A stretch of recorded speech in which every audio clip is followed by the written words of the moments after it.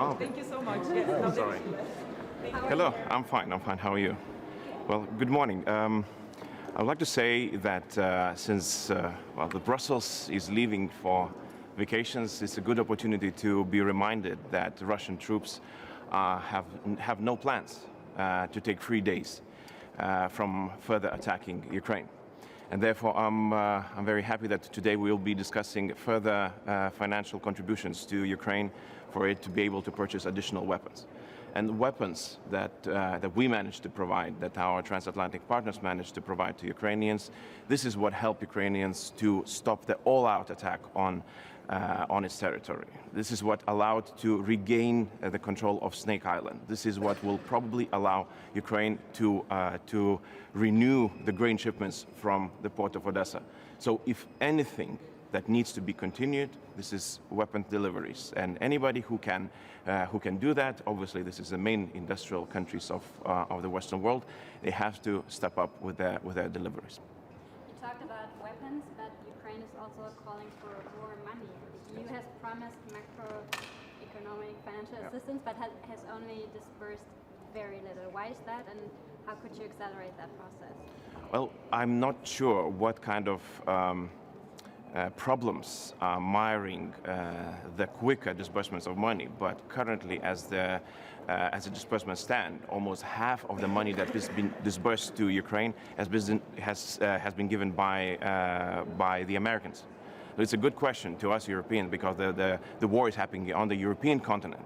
And we're very thankful that America has stepped up with its not only just weapon deliveries, but also with the financial assistance. But when we're talking money, I think that we truly can do more in order to at least to match up what was given by the Washington. Minister, your Czech colleague now told us that there is a plans in the end of August to discuss new policy regarding Russia. So if you know something, and how do you see new EU policy regarding to Russia? What will it include? I think it's timely discussion. We need to discuss, how do we deal with aggressors. So I would not just stop by discussing Russia. I would really offer the point to discussion that if a country attacks a neighboring democratic country anywhere in the world, so what is our approach? How do we deal with that? So not just to stick to the point that it's Russia's problem. It's a global issue, because the global rules are being checked and they're probably rewritten.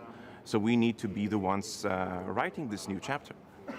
Germany might be facing an energy crisis with Nord Stream 1.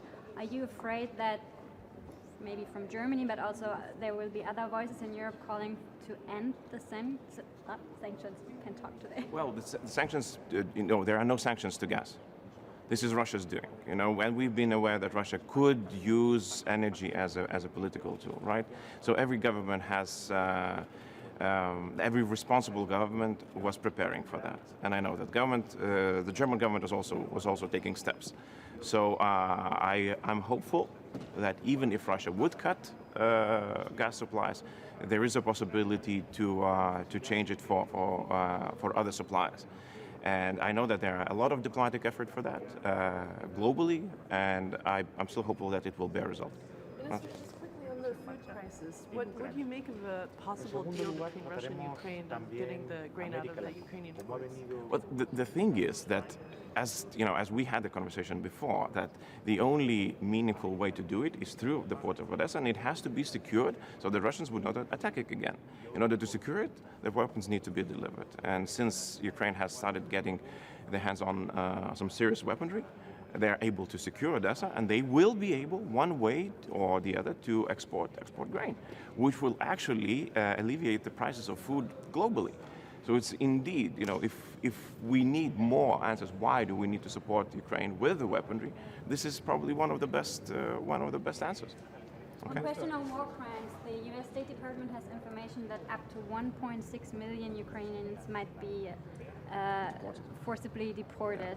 Do you have any info about that? And yeah, it's a horrible crime, and as you know, probably Lithuania and other Baltic states, we've suffered that after the Second World War when Stalin, or even during the war, when Stalin actually deported hundreds of thousands of Lithuanians, Latvians, Estonians forcibly to the wilderness of Siberia. So for us, it's absolutely the reminiscent of the Stalinist era.